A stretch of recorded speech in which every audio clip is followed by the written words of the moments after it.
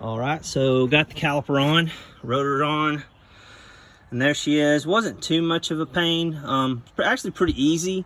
The two mounting bracket bolts, they're just a little bit hard to get to see them back in there, so it took me a little while to just get that on there. I you know, getting it on by hand and not you know, wanting to cross thread it, but went on pretty easy. So again, here's the original wheel hub and caliper assembly, or sorry, rotor assembly. So you can see on this one, the one reason I was going to have to get this off, these wheel lug studs, two of them had broken off. In order to get the caliper or the brake rotor off, these again are riveted on here. There's a technique where you can try and drill those out. I was having a terrible time doing that a couple weekends ago. I decided, you know what, I'll just go ahead and buy a new front wheel hub. It's got the new studs and everything on it. It's a lot, be a lot easier to do. I mean, they were about 180 bucks. I got them from, this is not the vendor I got it from, but they're Volunteer Vet Products. About $180, not bad. And then the caliper and the rotor I got from Rock Auto, fairly inexpensive, really, well as the brake pads. So there she is. This is what I'm kind of do. Just started on getting restored with her. My plan is to go around, do the brakes, front, rear. This car didn't come originally with power brakes, so I'm going to do that conversion as well. That engine's coming out as well as the transmission. So some jackwagon had pulled the original motor. I was just going to take the original motor and pull it out, but turns out when I looked at that one, looked kind of fishy. It's a 305 out of a early 80s, mid 80s Camaro Trans Am. 4-speed is coming out. I'm going to pull the engine. I mean, she needs some work.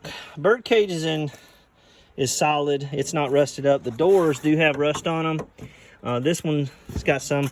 I'm actually going to fix all that myself. These are, you know, you hear on the, you know, anyway, I'm going to fix them myself. You hear these guys on Corvette forums say, oh, they're easy to find. Bullshit. They're not easy to find, and they're expensive. It's easier just to fix them yourself. And I found pretty much on these Corvette forums, a lot of people just want to argue. There are a lot of good people on there, but some just want to argue. So engine's coming out. I'm going to be putting in a Summit, one from Summit Racing crate motor. It's going to be the Blueprint 350. It's got the Vortec heads. I think they're rated at 373 horsepower from the reviews. I think they actually build these and dyno them. Most of the dynos are coming in the 380 to 400 horsepower range, and you know, somewhere north of 400 foot-pounds of torque. So should wake her up quite a bit.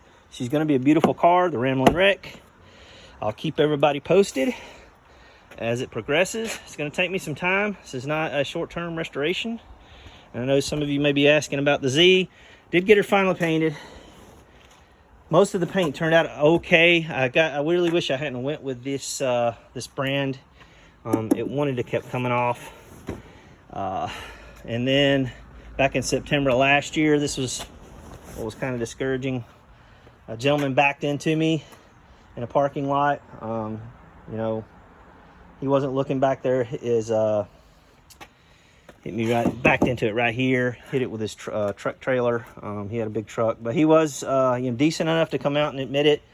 We came to an arrangement, and we took it up to body shop.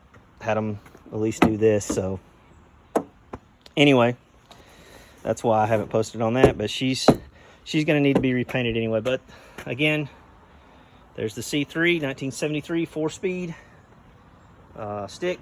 Looking really forward to getting this baby looking good. She's going to be sunflower yellow is going to be the color. And you're probably wondering, Jeff, well, why don't you have a garage, 2-car garage, why don't you have it in there? Well, my C5Z06 is in there, and that's my baby. Not going to be pulling her out.